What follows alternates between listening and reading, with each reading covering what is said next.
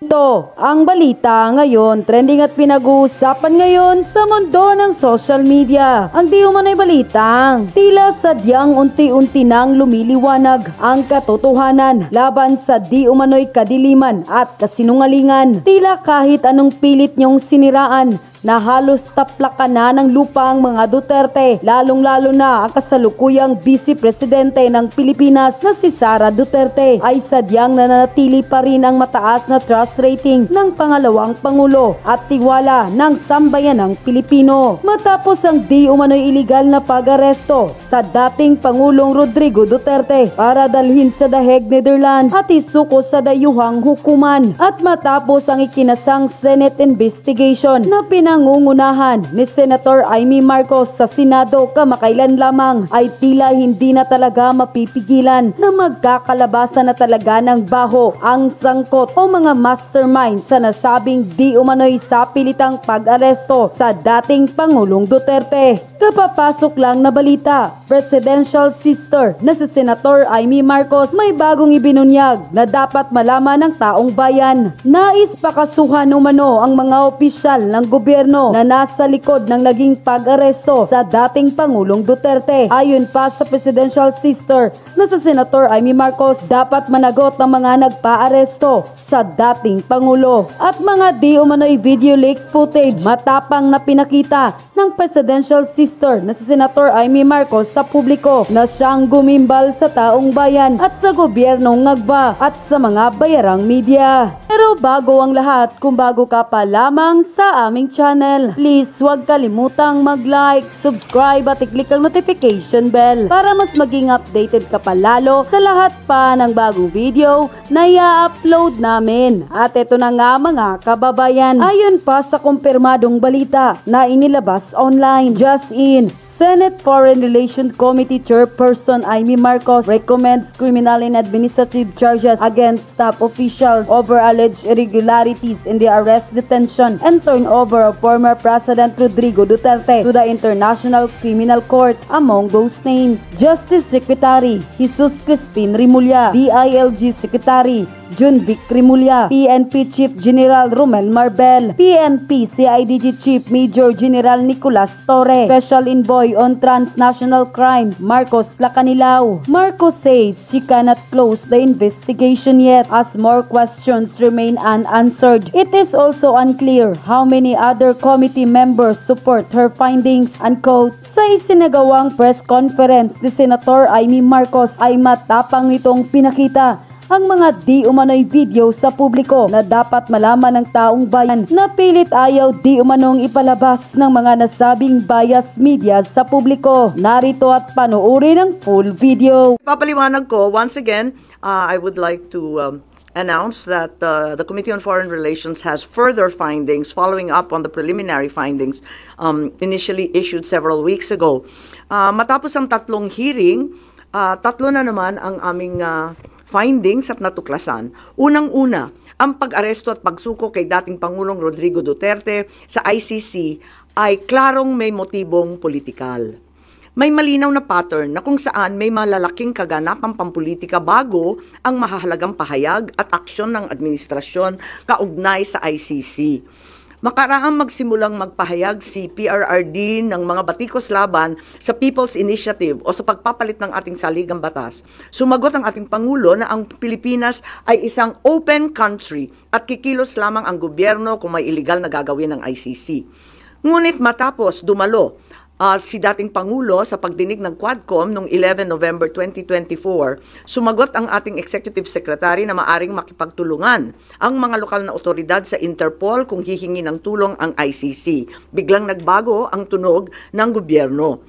Matapos kumambyo ang ilang pro-administration congressmen tungkol sa impeachment labang kay VP Sara dahil sa napakalaking peace rally ng INC noong Enero 13, bumalikwas ang administrasyon sa pamagitan ng pagkatha ng Oplan Tugis or Operation Pursuit sa English na rineport ng New York Times kasunod ng pahayag ng kalihim ng katarungan na bukas ang administrasyon makipag-usap na sa ICC tungkol sa ilang pamamaraan ng kooperasyon. Maliwanag ang pag-aresto kay dating Pangulo ay bahagi ng malawakang pagsisikap ng gobyerno na pabagsakin ang mga Duterte bago mag-2028 election pa. Ang unang malinaw na pagtangka upang pabagsakin ay sa pamamagitan ng PI na magsilbing panimula sa pagbabago ng probisyon ng ating konstitusyon para hadlangan makabalik sa 2028. Nang mabigo ito, nagmadali, nasiraan ang pangalan ng mag-ama. Noong Mayo 2024, sinimulan na ng Kongreso sa Committee ng Human Rights ang pagsisiyasat tungkol sa EJK, pinalawak noong Agosto 2024 at doon na nagmula ang pagbuo ng Quadcom. Dumating sa bansa ang mga kinatawan ng ICC noong October 2024. At sa tulong ng gobyerno, nakalap nila ang mga dokumentong kailangan para makakuha ng warrant of arrest. Samantalang nagsagawa ng sarili nitong investigasyon, ang DOJ naman hinggil sa EJK noong ika-4 ng Nobyembro sa pamamagitan ng kanilang Memo 778. Dahil nananatili pa ring banta si VP Sara kahit wala na ang tatay niya, nagsagawa naman ang Kamara ng investigasyon sa confidential funds ng OVP at sa huli, na-impeach si VP. Napatunayan ang motibong politikal na napag-aresto sa turnover kay PRRD sa pamamagitan ng mid-election final campaign sprint action plan ng lakas CMD noong nagtipon-tipon ang matataas ng opisyal noong petsang 22 ng Abril. Nakaraang ilang linggo lamang, inilarawan ang mga nagawang mga Oplan Horus, isang operasyon na inilunsad noong Abril 2024 na naglalayong pabagsakin ang dalawang Duterte. Sa bahagi ng action plan, How to Attack, tinukoy ng ilang ahensya ng gobyerno, kabilang ang PNP, Kamara ng Kinatawan, sa nakipagtulungan ng dating Senador Antonio Trillanes upang tulungan ng ICC prosecutor makakuha ng warrant sa pag-aresto ng dating Pangulo. Binanggit din na nakuha ang kinakailangan boto para sa impeachment ni VP sa pamamagitan ng paggamit ng tinatawag na soft projects katulad ng AIX, AKAP at TUPAD. Doon naman sa bahaging following strategies and moves, tinukoy na kailangan pabilisin ang impeachment ni VP Sara at makakuha ang boto sa Senado sa pamamagitan na naman ng pamimigay ng proyektong for later release or yung mahiwagang FLR bilang gantimpala sa tamang bumotong mga senador. Ikalawa, may magkakaugnay na pagtatangkang pagtakpan ang mga detalye at motibo sa likod ng pag-aresto ng dating Pangulo. May cover-up. Habang nagpapatuloy ang unang pagdinig, tumanggi si DILG Remulla na magsalita. Tanungin siya tungkol sa panayam kay Pinky Webb, kung saan sinabi niya na group effort ang pag-aresto at in-invoke pa ang executive privilege samantalang lumabas na sa media. Una, tinawag niyang chismis ang pahayag. Ngunit nang mabisto, tinulungan na lamang ng kapatid at sinabing executive privilege na nga. Isa pang malakas na sandata ng administrasyon upang pigilan ng komite ang pagsisiwalat ng katotohanan ay paggamit ng tinatawag na subjudice rule. Halimbawa, nung mahuli si General Torre na nagbibigay ng maling pahayag tungkol sa pagmamadaling ilipat si PRRD sa Hague dahil daw sa Article 125 ng Revised Penal Code, ngunit nung ipunto na yung Revised Penal Code, Article 125, ay para lamang sa warrantless arrest, bigla niyang ginamit ang subjudice na naman. Isa pang indikasyon sa pagtatakip ng administrasyon ay ang blanket invocation ng executive privilege ni Executive Secretary Bersamin upang pagbawalan lahat ng opisyal ng ehekutibo dumalo sa ikalawang hearing noong 3 ng Abril. Mas lumala pa ito nang sa hindi pangkaraniwang hakbang, tumanggi ang ating Senate President pumirma ng mga sabpina noong araw na yon. Bagaman dumalo mga opisyal sa ikatlong pagdinig noong 10 ng Abril, ginamit pa rin ang executive privilege sa mga susunod na isapin. Kung sino-sino nag-utos ng pag-aresto, kung sino ang nag-utos ng paglipat niya sa Hague, at kung paano nakuha ang eroplano na ginamit sa paglipat. Hindi nagtapos ang cover-up sa pagdinig dahil alam din natin na matapos yon pinalaya si Ambassador Lacanlilao at hindi na naman pinirmahan yung mga sabpina. Matapos ang pag-aresto kay PRRD, lumakas ang pro-Duterte sentiment at bumagsak ang trust rating ng administrasyon. Ayon sa isang mapagkakatiwalaang source, naglunsad na ngayon ang administrasyon ng isang communication plan upang ilihis ang atensyon ng publiko patungo sa mga issue ng West Philippine Sea at di umanong disinformation ng mga tinatawag na China trolls ng kanilang embassy. Kaya asahan natin na ito ang magiging balita sa mga susunod na araw. Hindi inaasahan ang political backlash sa pag-aresto sa dating Pangulo. Kaya ngayon, sinusubukan nilang kontrolin ang sitwasyon sa pamamagitan ng pag-focus sa West Philippine Sea, pagsisi sa China, at sa huli ay iuugnay ang pagtaas ng suporta kay Duterte sa sinasabing kampanya disinformation ng China. So una, may duda tayo na politically motivated. Ikalawa, whole of government ang nagamit dito na talaga naman comprehensive itong planong ito.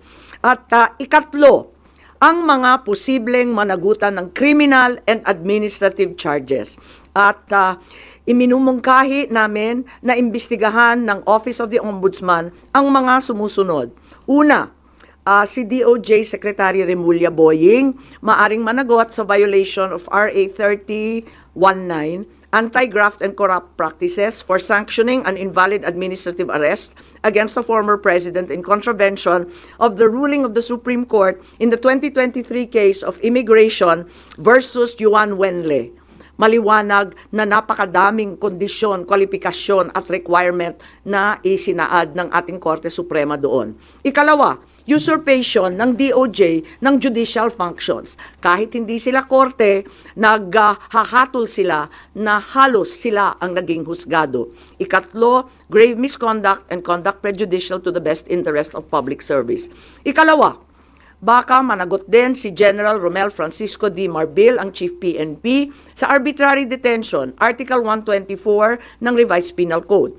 Violation of RA 3019, Anti-Graft and Corrupt Practices for inducing or persuading General Torre to perform an act in violation of laws, rules, and regulations or an offense in connection with the official duties of the latter.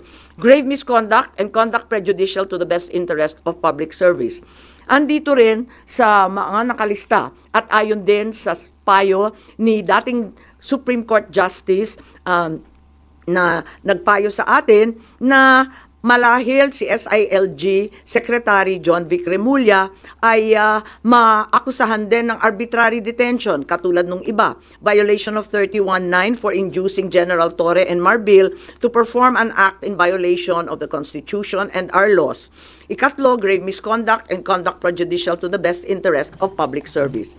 Ang ikaapat na maaring patawan din ng kaso ay si General Nicolas Torre III. Maaring managot sa arbitrary detention. 2 counts of arbitrary detention, not only against the former president, but also against former Executive Secretary Medialdea. Ikalawa, violation of RA 7439 for not allowing the former president to be visited by VP Sara, both his daughter and his named counsel, and for forcing the former president's lawyers to leave him. Also, the violation of 3019 for allowing himself to be induced or persuaded by General Marbil or SILG Remulla to perform an act in violation of law, rules, and regulations in connection with his official functions. Grave misconduct and conduct prejudicial to the best interest of public service ay maaari ring ipataw laban kay General Torre. Ikalima, Ambassador Marcos V. Lacanilao. Maaring managot sa usurpation of official functions, Article 177 of the Revised Penal Code, pagsisinungaling sa ibang kaso at perjury sa ilalim ng Article 183 of the Revised Penal Code, false testimony in other cases, and perjury in solemn affirmation under Article 183 of the Revised Penal Code, at conduct prejudicial to the best interest of the service. So ito ang further findings namin. Hindi ko masara yung investigasyon kasi marami pa rin mga issue katulad ng sinong tumulong sa ICC, yung tungkol sa eroplano na nanatiling bukas at masalimuot. So, nais kong ipakita ang isang video na nagawa na ganito rin ang pahayag. Simulan po natin ang video na maaring mapanood ng ating mga kaibigan. Enero 28, 2024, sa first Maisog Rally sa Davao, nagliyab ang balita at social media. Matapang, walang preno. Mr. President, baka susunod ka sa dinaanan ng tatay mo. Diyan ako takot. Ayaw ko mangyari sa iyo yan. Nagbato ng maaanghang na salita si dating Pangulong Rodrigo Duterte laban kay Pangulong Marcos tungkol sa di umano'y paggamit ng droga at ang kontrobersyal na People's Initiative. Sino man magsabi na walang paki ang Senado sa usaping ito, isa lang ang masasabi ko, walang gamot sa kakapalan ng mukha mo. Sa Senado, sa kapareho at sumunod pang mga buwan, si Senator Amy ang nanuna. Pakialam sa PR, wala tayong pakialam sa PR, wala tayong pakialam sa PR. Siya ang unang magtawag ng pansin. Siya ang unang nagtanong. Para kanino ba talaga ang TI na yan? Marso 2024, sa kabila ng bangayan sa harap ng sambayanan, narinig natin si Pangulong Marcos. Matatag, matapang. The International Criminal Court has no jurisdiction over the Philippines as we remain to have a working judicial system and law enforcement mechanisms. Walang jurisdiksyon ang ICC sa Pilipinas. Sa sabon, nagpagpag siya ng balahibo. Ang hindi natin alam, paghupa ng alikabok ay nagsimula ng ilatag ang plano para muling sumagi sa ICC. Kaya pagtungtong ng Mayo, tahimik ngunit mabilis ang galaw. Isinumite ng DOJ ang legal brief para sa posibleng pag-aresto kay FPRRD. Isang pagkataksil na walang nakapansin. Hunyo, pumutok ang balita. Nagbitaw si VP Sara bilang DepEd Secretary. Tendered my resignation as the Secretary of Education effective July 19, 2024. Isang babae ng tapang ngunit walang nagawa dahil sa likod ng tama. Agosto, isinagawa ang unang Quadcom hearing laban kay FPRRD habang inuusig ng COA ang confidential funds ni VP. Ang hindi natin alam, sa gitna ng lahat ng ito, itinalaga na ni PBBM si Marcos Lacanilaw bilang Special Envoy ng Transnational Crimes na siyang magsusuko kay FPRRD. At maluwag na rin pinapasok ng bansa ang mga tiga-ICC noong Oktubre. Walang bahid ng pagtutol, walang balak na ipagtanggol ang kapwa Pilipino. Nobyembre, nag-iba na ang ihip ng hangin. Matatag, matapang, walang bahid ng pag-aalinlangan. Narinig muli natin si Pangulong Marcos, ngunit iba na ang sinabi. If yun ang gugustuhin ni PRRD, hindi naman kami haharang doon sa mga ICC. Para tabunan ang galawan, pinaingay ang impeachment complaints laban kay VP Sara. The Office of the Secretary General will transmit the 2 impeachment complaints filed against Vice President Sara Duterte. Kahit pa nagkaroon ng INC rally noong Disyembre, naidiin pa rin ang impeachment sa Kongreso. Planado na rin ang pagpirma ng questionableng 2025 budget kahit bat-bat ng anomalya. Enero 25, 2025, sinimulan na ang Oplan Tugis o Operation Pursuit, ang lihim na operasyon para hulihin si Duterte. Pagsampa ng Pebrero, nag-apply ng arrest warrant ang ICC prosecutor. Isang tahimik na pag-uusig habang tayo'y pinaiikot ng mga rally at press release. Marso, muling nilinlang ang bayan. Humingi daw ng 60-day extension ang DOJ para sa EJK report noong Marso 6. Pero ang totoo, nakabinbin na ang arrest warrant mula sa ICC chamber Marso 7 hanggang 10. Ang hindi natin alam, Marso 11, 2025, sa kanyang pagbalik sa Pilipinas, hindi pa man bumababa ng eroplano si FPRRD, isinagawa na ang pag-aresto. Maingay ang paligid, magulo, pero ang dating Pangulo ay nanatiling kalmado. Isinakay siya papuntang The Hague alas 11 ng gabi. Kasama sa eroplano si Marcos Lacanilaw, ang nagkanulo, ang nagsuko. Pero kanino ang sisi? Sa mga utusan o sa nag-utos? Managot ang dapat managot, nakalatag na. It's a request to the Philippine government from Interpol enforce the arrest warrant, and we have commitments to them. Ayaw nila ipagpatuloy ang pag-iimbestiga. Maliwanag na ang buong administrasyon na ito mula sa pinakataas hanggang sa galamay. Nagplano. Ikaw ho ba nagplano ng lahat ng ito? Hindi naman. It was a group effort.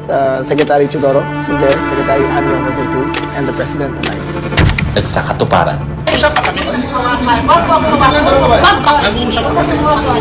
Kayo mga Wag mo awa kayo, nanay ko! Nagkagulo. Tayong magawa. Wala tayong magawa dahil mismo ang gobyerno. Kung sa kung ginaflash din sa tubangan. Nagtakpanan. Mamili ka. Kapag warrantless arrest, edi may period. Kapag may warrant, walang period. I'm being cautioned by the DOJ, ma'am, that it may be sub judice already to discuss that because of the habeas corpus pending in the Supreme Court. Ngunit lumabas ang buong katotohanan. Ganito pala ang bagong Pilipinas. Hindi man lang natin alam. Tahimik ang pagtataksil. There was no red notice and what was issued was merely a diffusion. Tahimik ang pagwasak. Paliwanag mong maigi, representative ka ba ng Pilipinas o representative ng Interpol? Pipili ka lang. Represent ko po ang Interpol NCB Manila. So mali itong papel na to. Harapan ang pagtalikod.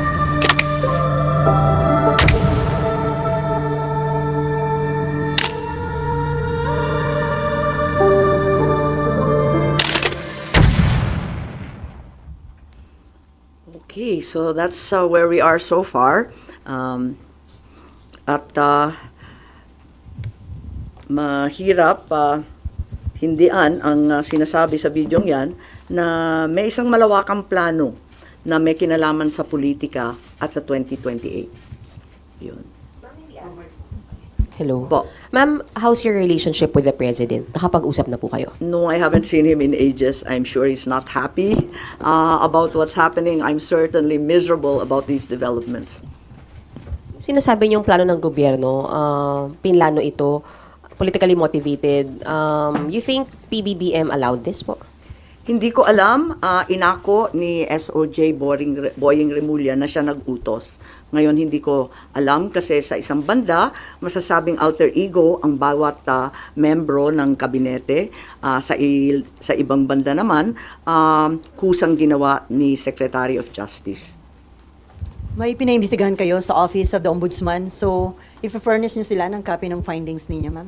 Yes, definitely. Papadala natin doon. Dahil, as we know, this is only in aid of legislation at may mga legislation na rin kaming naiisip hinggil sa mga usaping ito. Kailangan i-forward na namin sa iba't ibang korte. Itong findings ninyo, official na to, so no more hearings?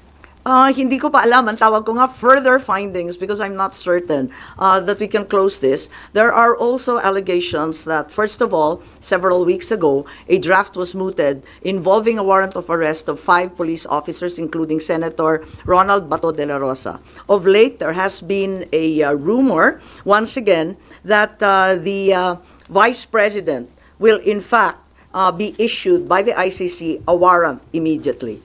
So, alam natin na si VP Sara ay nandun sa listahan. Pero alam ko na nasa ibaba siya, no? Doon sa mga pinangalanan. Ngunit, ilang araw nakalipas, may mga report na siya na ang uunahin. Where did you get this information, ma'am? Nasusunod si VP Sara na arestuhin? Uso naman ng chismis ngayon. Chismis rin po. Meaning, no credible source, ma'am? Not yet. A few incredible sources, but nevertheless, we have to pay heed. And let me make it clear, I will oppose that warrant with everything I have. Foremost, the administration has said time and time again through the President himself that the ICC has no jurisdiction in the Philippines. Therefore, any warrant of arrest by the ICC cannot be enforced in this country for lack of jurisdiction. It is nothing, that warrant from the ICC, but a mere scrap of paper. Walang bale yun. In addition, there's no basis for the Philippine government to cooperate with the Interpol in enforcing an ICC warrant. The mere fact that a void warrant is transmitted through Interpol does not make it less void, does not make it valid.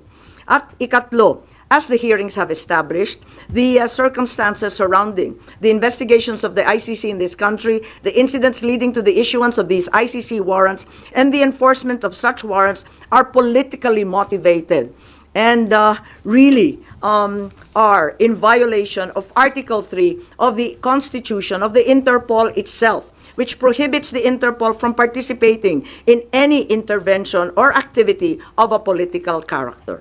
Ma'am, sabi niyo, you will do everything para harangin sakaling magkaroon na rin ng arrest warrant laban kay VP Sara. Ano ba mga action ang gagawin niyo? Wala tayong balak na isuko ang soberanya ng Pilipinas at ibaliwala ang ating husgado. So hindi baka maireklamo kayo ng obstruction of justice just in case? Hindi ko po alam. So ano mga action ang gagawin niyo, ma'am, para harangin sakali? Iniisip pa kung anong kailangan gawin dahil tulad nga ng sinabi ko, haka-haka pa lamang ito. Ngunit sa nakita natin sa mga nakaraang 2 taon, itong mga haka-haka, duda, suspecha, madalas nagiging totoo. So may mga preparation na rin si VP Sara dyan sa chismis na natanggap niya, ma'am? Marahil po. Pero yung warrant na paparating para kay Senator Bato and other former police officials, Credible na po yung source nyo dun, ma'am? Parang, kasi maliwanag yung listahan, pero at andun siya sa sumunod na listahan ng ICC, di ba? Andun siya sa warrant, kaya't inaakala namin na yun na ang susunod. Pero hanggang ngayon, wala naman inilalabas at nagbago ang ihip ng hangin at ang balita ay si VP Sara. Ma'am, kanina nabanggit niyo po kanina na part ng diversionary tactic yung paglabas ng issue ng supposed paid trolls ng Chinese Embassy in Manila. Are you now saying that Senator Tolentino and yung committee niya po were used po for this propaganda by the administration?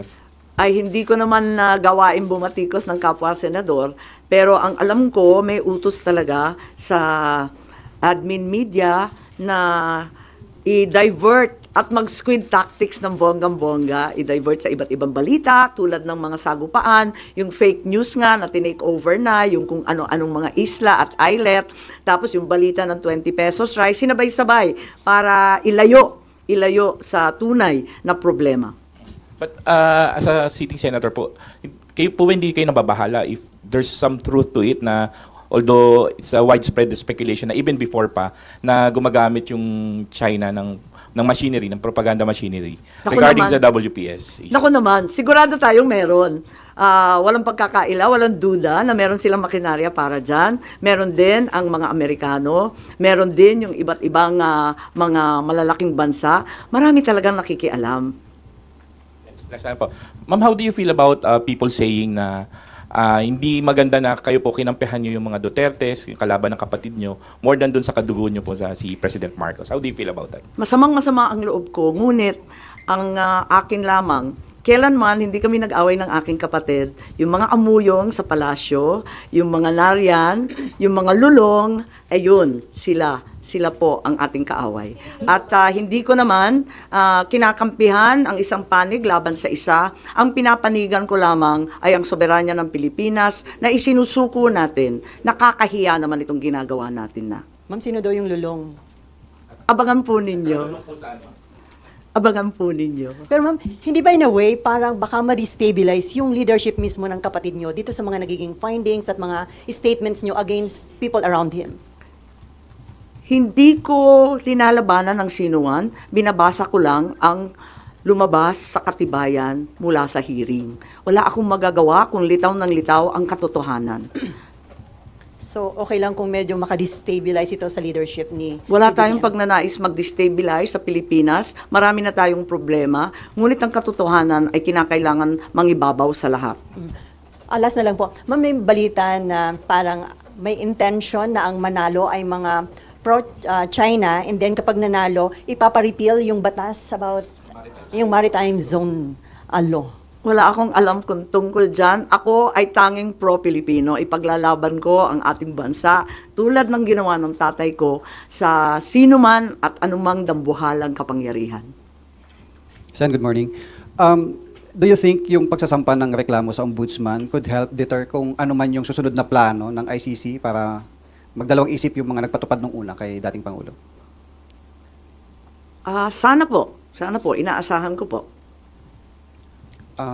Kailan po kaya yung Tignan natin kung anong magagawa. Ito lang yung mula sa amin sa findings, ito ang lumilitaw at saka si Justice Ascona, sabi niya may labag talaga sa ating saligang batas, sa ating mga batas na pinaiiral at kinakailangan managot yung naglabag. Ma'am, balikan ko lang yung warrant, ICC warrant to, ma'am, no, yung narinig nyo para kay VP Sara. When is this coming out? Chismis nga lang kaya walang name and date. Ma'am, yung further findings nyo, does it need yung approval po ng committee members? Yes, hindi to committee report hindi ako kukunwari na committee report to. We are not in session, we're in recess. So, wala pa talagang committee report na masasabi. Kaya lang, sa daming nagtatanong, sa marami na nagsubaybay sa oras-oras na hearing, pakiramdam ko, obligado ako magsaad ng findings along the way. Kasi nga hindi matapos-tapos at hinahadlangan ng todo-todo. Ma'am, doon may binabanggit din po na yung Republic Act 9851, where it says na yung pag-present sa local court ng isang individual who is facing an allegation of crimes against humanity, hindi na kailangan the government, although the term used was may surrender yung individual niya. Do you think it's enough dun sa nangyari kay former president?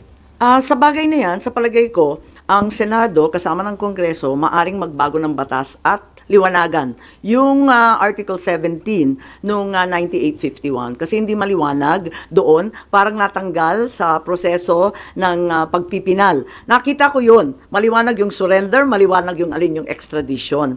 Maliwanag na yung surrender ay para sa dayuhan lamang.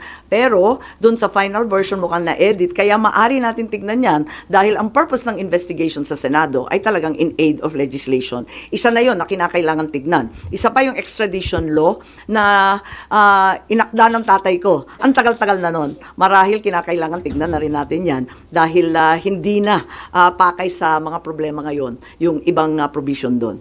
Since it's not yet amended yung binanggit niyo po na Section 17, that's still existing. Hindi po ba enough to justify what happened during yung March 11 arrest? Kapag hindi maliwanag ang isang bagay, binabalikan yung debate sa Senado, yung transcript at saka yung contextual analysis ng mga pahayag ng ipinasa, rinipaso yan. At maliwanag dun sa original na talagang yung surrender ay para sa dayuhan lamang. Kung bakit na iwaglit at naiwan yun at may nilagay na mga pag-aamyenda sina Senator Zubiri, sina Senator Gordon nung panahon na yon, hindi ko alam kung nakalimutan lamang o sa pagmamadali hindi na isaayos ng maigi.